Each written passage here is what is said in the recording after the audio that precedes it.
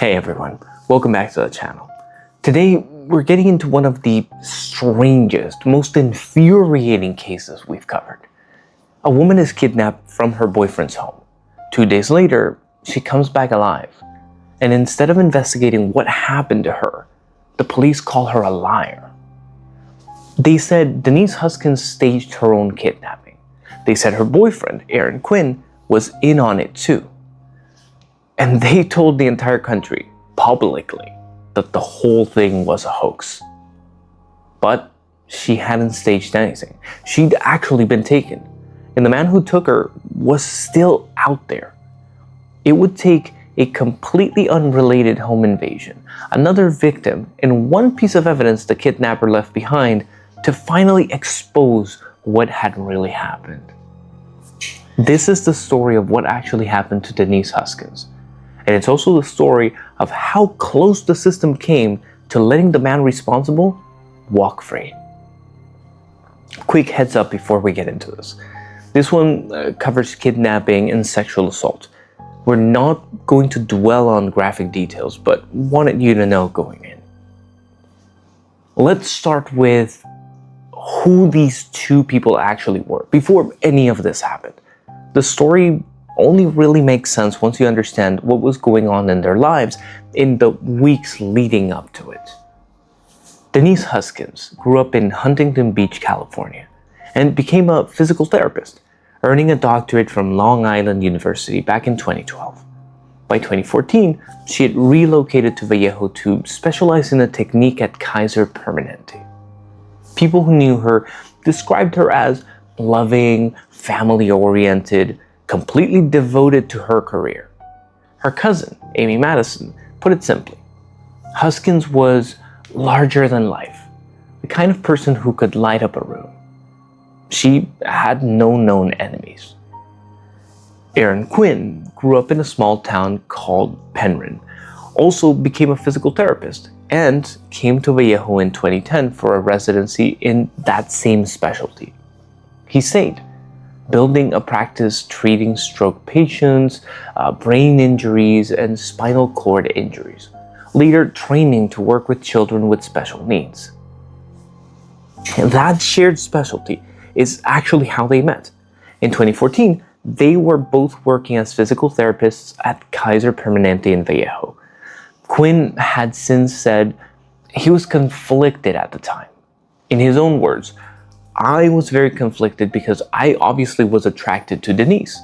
He'd recently come out of an engagement to a woman named Andrea Roberts, also a physical therapist there.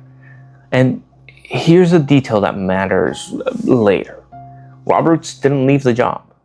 She kept working alongside both of them for the following year. That story didn't stay in the past.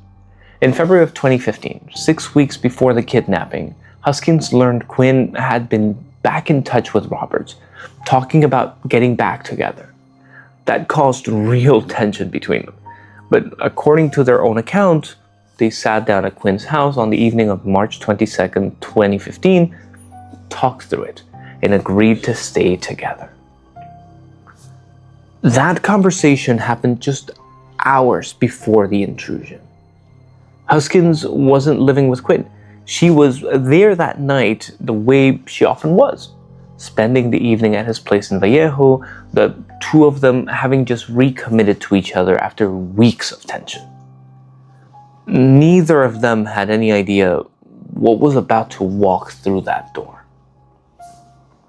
That ordinary life ended in the early morning hours of March 23rd, 2015. Picture the house, Quinn's home in the Mare Island neighborhood of Vallejo, a residential area built around what used to be a Navy base. It's late, it's dark, Quinn and Huskins are asleep, in the same bed they'd probably fallen asleep in 100 times before. Somewhere between 3 and 5 in the morning, someone gets into the house. We don't actually know how, which door, which window, that detail never made it into the record. What we do know from court documents is what happened once he was inside. He orders them to lie still. He's armed, a stun gun in one hand, and in the dark what looks like a real gun in the other, fitted with a laser sight. It's not real, it's a prop. But in that room, in that moment, they have no way of knowing that. He ties them up, blindfolds them, then makes them drink something, liquid, meant to put them to sleep. Right before everything goes dark, he plays them a recording. Not his own voice, a computer-generated voice, already recorded, threatening violence if they don't cooperate.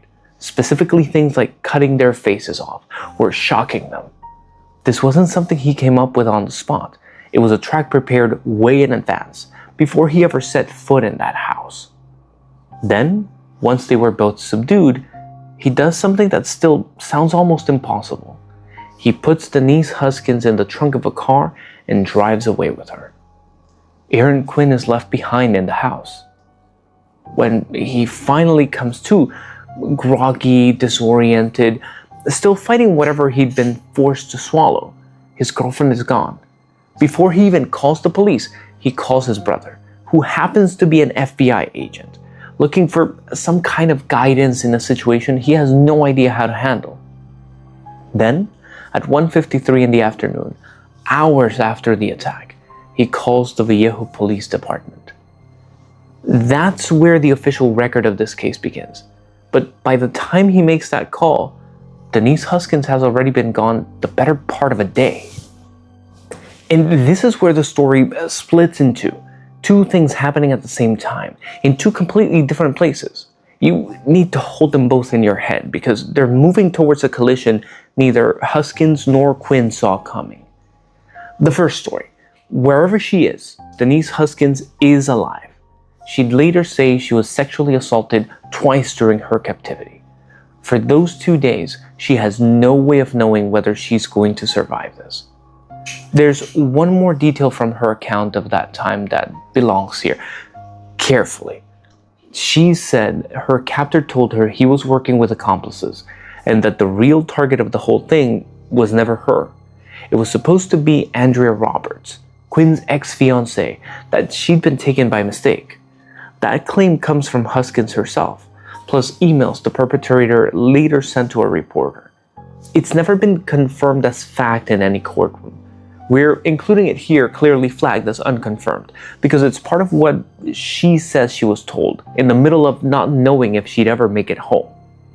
The second story is happening back in Vallejo, in a police interview room, and it's the story of the people who were supposed to help Aaron Quinn find his girlfriend, and instead deciding he was the one who'd hurt her.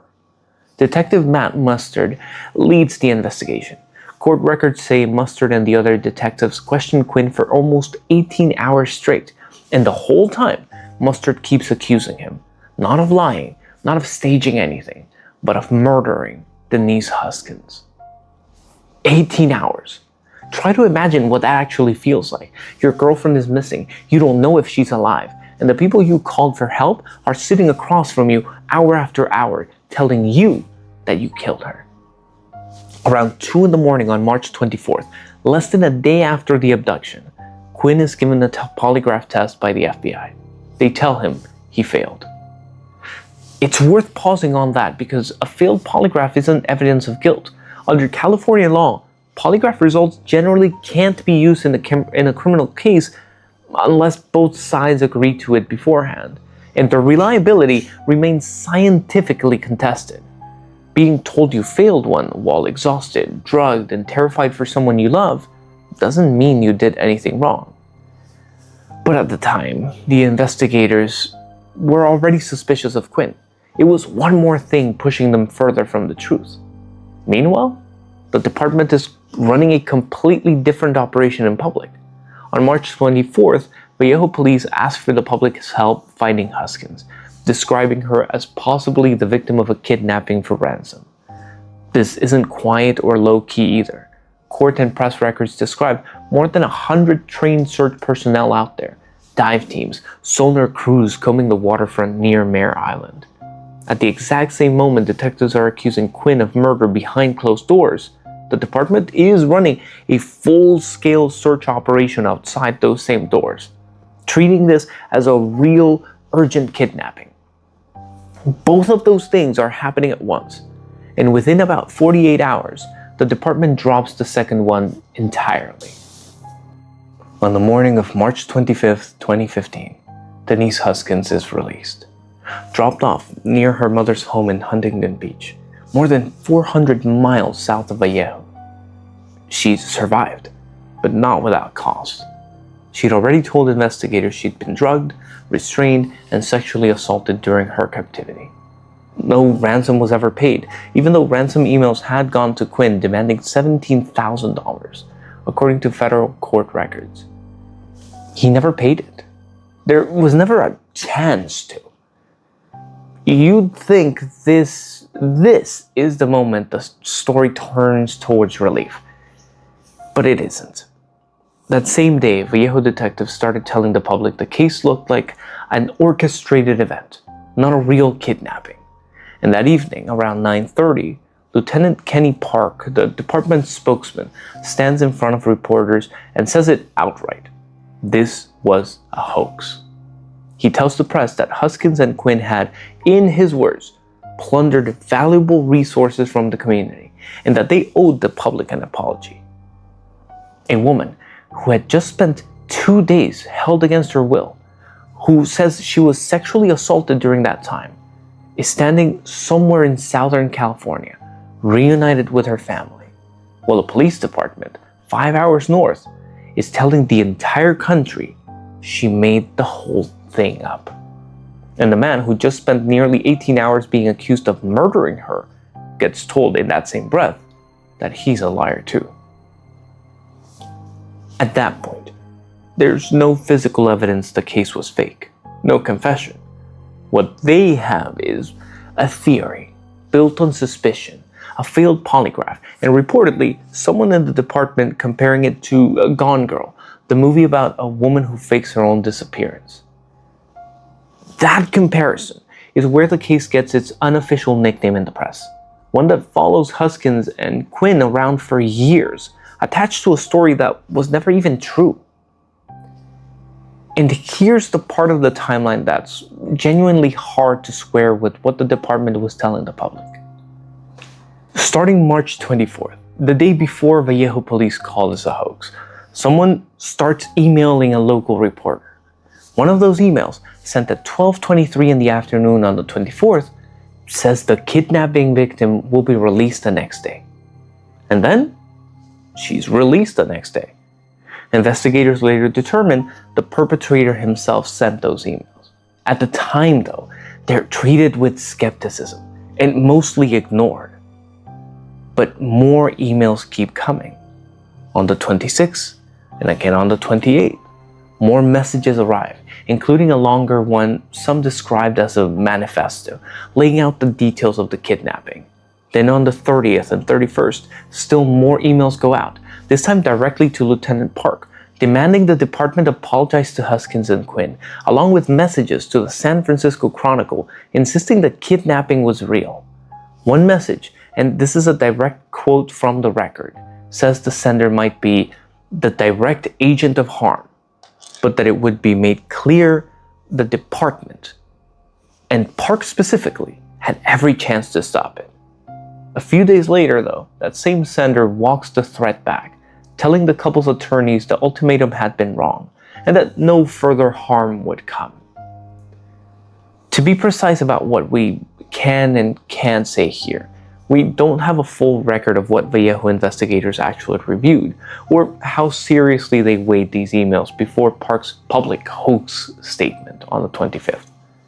That internal decision-making just isn't part of what's documented.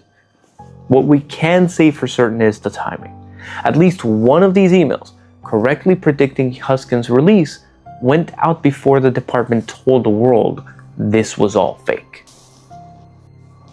Now, whatever their internal reasoning was, the hoax story held up publicly, and for months that's where the case sat, closed, with the blame resting on two people who hadn't done anything wrong. It might have stayed that way indefinitely, if not for something that had to do nothing with Denise Huskins at all. On June 5th, 2015, more than 2 months after Huskins was taken, a man breaks into a house in Dublin, California, about 40 miles from Vallejo by road. On its face, this looks completely unrelated. The intruder tries to abduct the family's daughter, but this time, one of the victims fights back, and in the struggle, manages to pull off part of his mask. He runs, and in the chaos, he leaves something behind, a cell phone. That one small, almost accidental piece of evidence is the reason this case even got solved. A Dublin police officer named Misty Caruso picks up on that thread. Working with Sergeant Miguel Campos, she traces the phone to a house in South Lake Tahoe, connected to the suspect's mother. On June 8th, investigators search the property, and there, they arrest a man called Matthew Muller. It's worth being clear about who actually deserves credit for making that connection, because it matters for how this story ends. It's not Vallejo PD. The investigative work that ultimately cracked Denise Huskins' kidnapping belongs to Misty Caruso, a Dublin officer working a completely different case, who today is a lieutenant with the Alameda County Sheriff's Office. So, who was Matthew Muller? He was born in March of 1977, a former U.S. Marine. He'd held a law degree from Harvard and had actually practiced as an attorney before he was disbarred. Based on what investigators later found, he'd clearly planned the Vallejo abduction with real precision. The drugs, the computer-generated voice recording, the disguise, the props, all of it, prepared and assembled before he ever broke into that house. At the South Lake Tahoe property, and in a stolen Ford Mustang connected to Muller, investigators recovered a set of items that end up tying him directly to two separate crimes. Duct tape, zip ties, a toy gun fitted with a laser sight, matching exactly what Huskins and Quinn had described from that night. Blonde hairs on a pair of goggles. And that stolen Mustang carried GPS data showing it had been to two very specific places. Vallejo, the place where the abduction happened, and Huntington Beach, where Huskins was released. And then comes the evidence that changes everything. Investigators find video at the property, according to prosecutors, footage of Muller with Denise Huskins, bound and blindfolded. Some reporting indicates they also found video connected to the sexual assaults themselves, and they find recorded audio instructions that closely matched the threatening recording Huskins and Quinn had described being played for them. This isn't a theory anymore, not a suspicion, not a polygraph result. This is documentation created by the perpetrator himself. That independently backs up what the core of what Huskins and Quinn had been saying from day one, the exact account the Vallejo Police Department had publicly called a lie.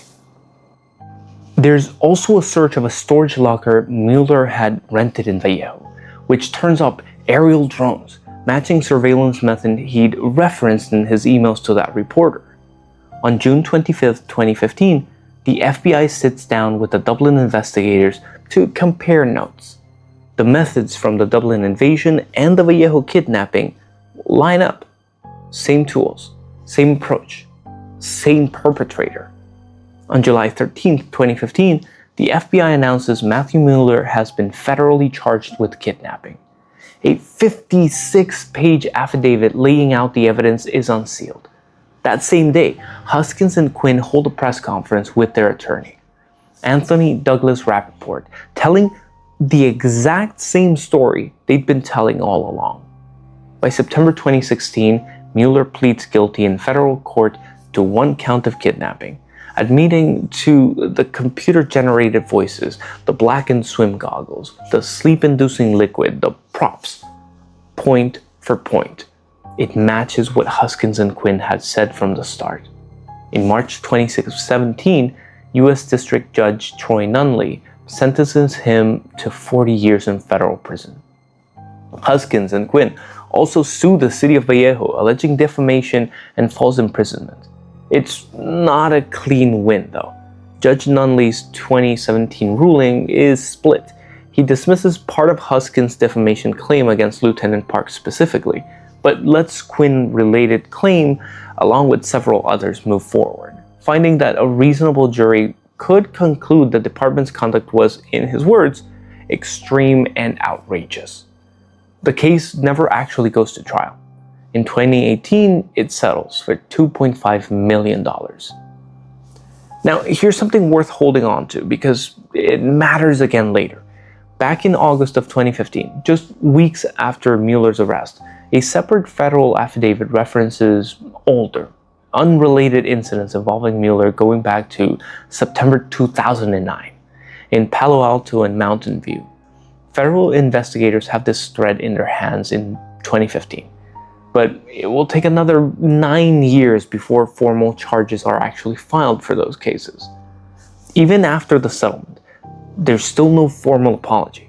Not until June of 2021, 6 years after Park called them liars, does Vallejo's police chief, Shawnee Williams, publicly apologize to Denise Huskins and Aaron Quinn.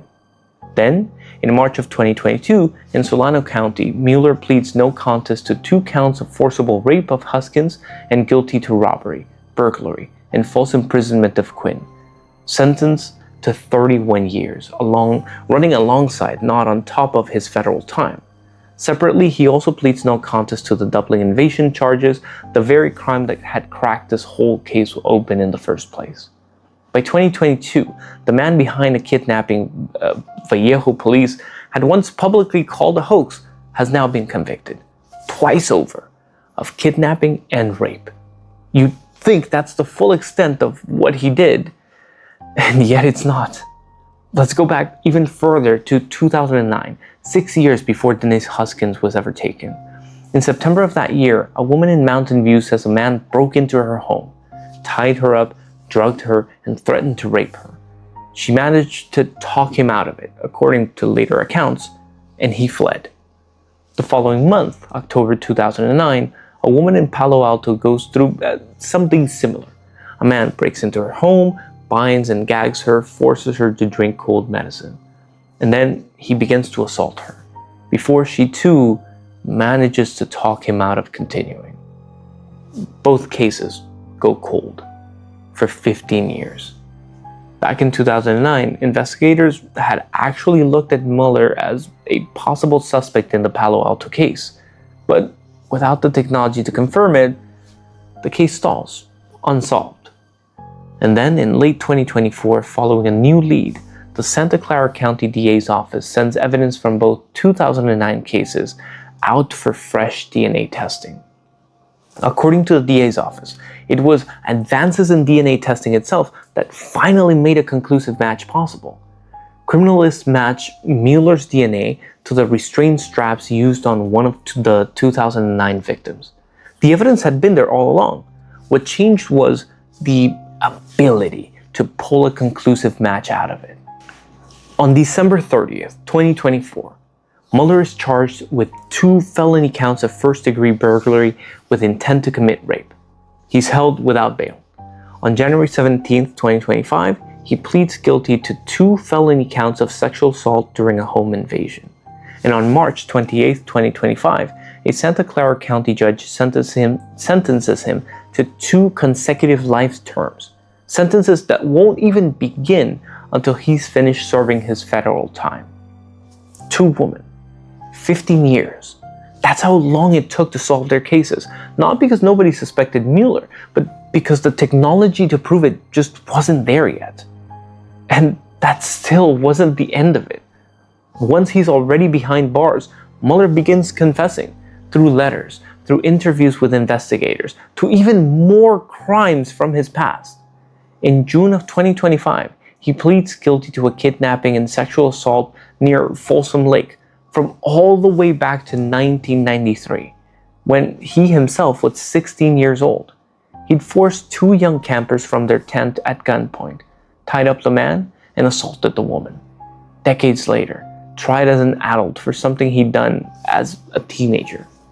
He's sentenced to 11 years to life, stacked on top of everything else.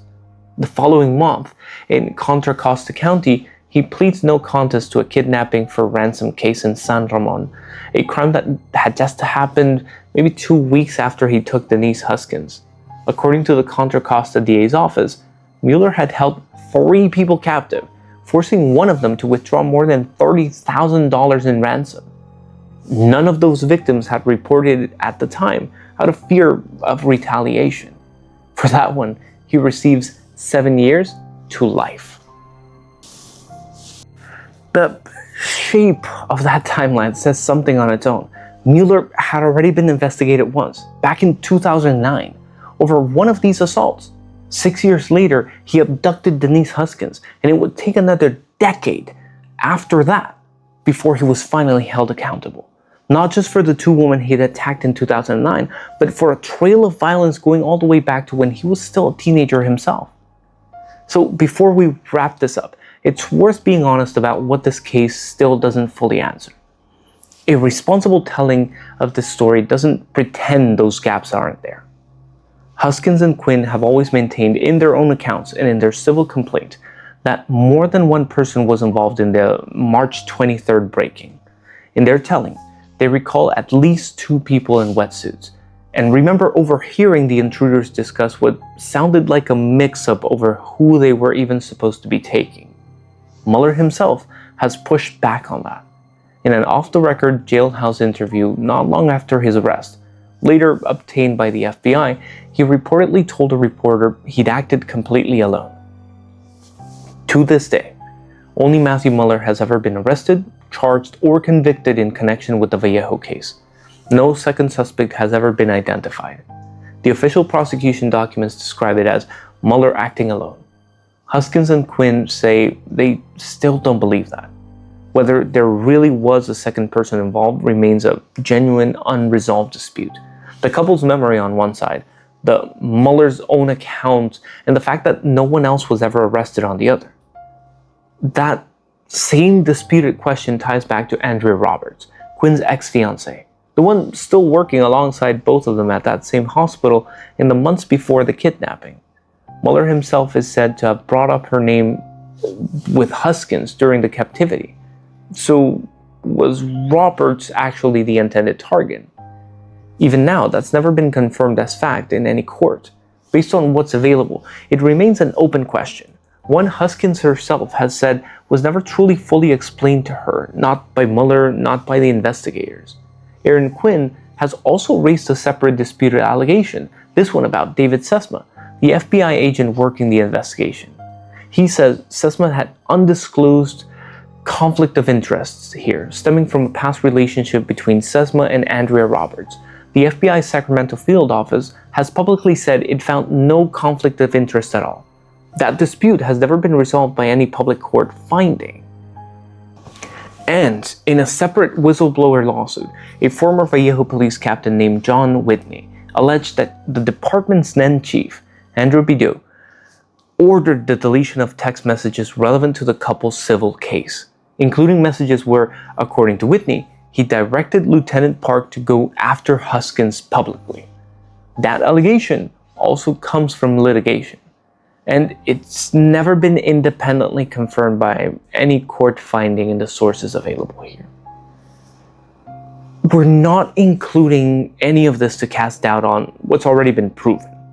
Mueller's guilt confirmed through his own guilty pleas in federal and California state courts. These aren't in question.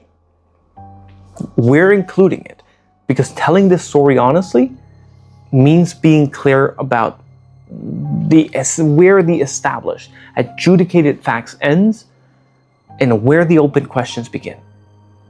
One more detail belongs in the same category. Detective Matt Mustard, the investigator who interrogated Aaron Quinn for nearly 18 hours and accused him of murder, later got promoted to sergeant within the department. According to witness lawsuit, that promotion only happened after Bideau, the same chief, eased the standards on the promotional exam. Mustard went on to retire from the department in December 2024. Whether that promotion was in fact improperly eased is not something we can independently confirm. It comes from a lawsuit, not a court ruling. But the plain fact of the promotion itself, coming after he interrogated a man who was never charged with anything, is part of the documented record. So where does everyone stand today? Matthew Mueller is currently serving his federal sentence at a prison in Tucson, Arizona. Between that federal time, his concurrent state sentence in the original Huskins case, 2 consecutive life sentences for the 2009 Mountain View and Palo Alto assaults, an additional sentence for the 1993 Folsom case, and 7 years to life for the San Ramon case, all stacked on top of each other, he's expected to spend the rest of his life in prison. No appeal for any of these convictions has been publicly documented. Denise Huskins and Aaron Quinn got married in September of 2018. They went on to have 2 daughters. They co-wrote a book about their experience called Victim F, From Crime Victims to Suspects to Survivors. And they've done interviews since, including with ABC's 2020, talking publicly about what it was like, not just surviving what Mueller did to them, but surviving what came after, being disbelieved, publicly humiliated, and treated as suspects by the very institution that was supposed to protect them. That's the part of this case that lingers longest. It's not just that a calculated, dangerous man was eventually caught, although he was, and the evidence against him in the end was overwhelming. It's how close the system came to letting him keep going. It's the fact that the 2 people telling the truth from day one were the ones treated like the threat, while emails containing information that would later prove significant had already reached a local reporter's inbox. And it's the fact that somewhere in California, 2 other women waited 15 years for anyone to connect this case to their name. If this case stuck with you the way it stuck with us, let us know in the comments. And if you want to see more cases like this one, hit subscribe so you don't miss the next one.